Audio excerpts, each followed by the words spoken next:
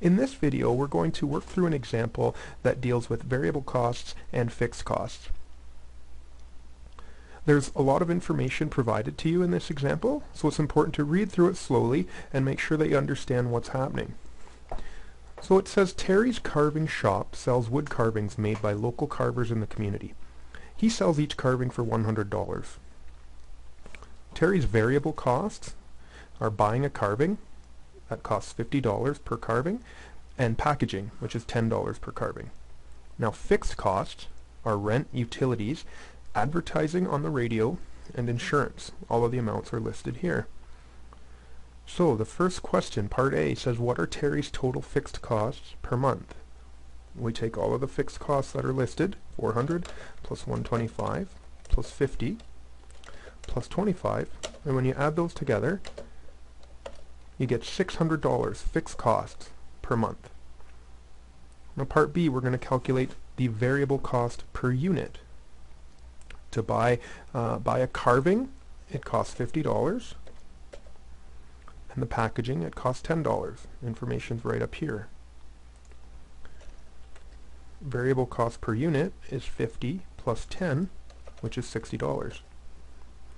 Now part C says that gross profit per unit of sale is the difference between Terry's unit cost and the amount customers pay. Use the chart to calculate Terry's gross profit per unit of sale. Now, selling price per unit. Up near the top, it says that Terry sells each carving for $100.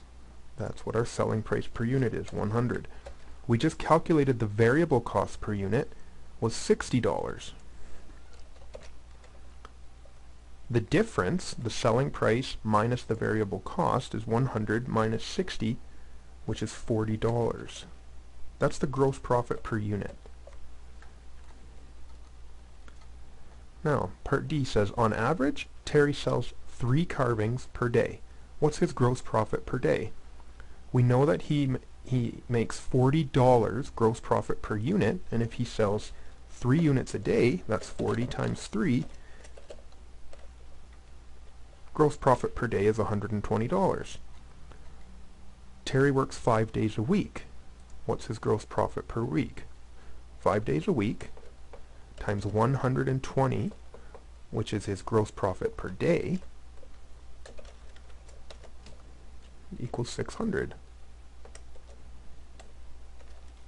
Gross profit per week. Now part F, what is Terry's gross profit per month? And it tells us use 4 weeks for 1 month. Well, we just calculated that we make $600 gross profit per week. Multiply that by 4 weeks equals $2,400 gross profit per month. Now for part G, net profit per month is the profit left after the fixed costs are paid. Let's complete the chart. Monthly gross profit from part F, that was $2,400. Monthly fixed costs from part A. Whoops. There. Part A, $600 was our monthly fixed costs. Our net profit per month is $2,400 minus 600, which equals $1,800. Terry uses his net profit to pay himself. He works 25 hours per week, so how much does he earn per hour? Well, 4 weeks times 25 hours per week means he works 100 hours per month. His net profit per month, which we calculated in part G, is $1,800. Let's divide that by 100 hours.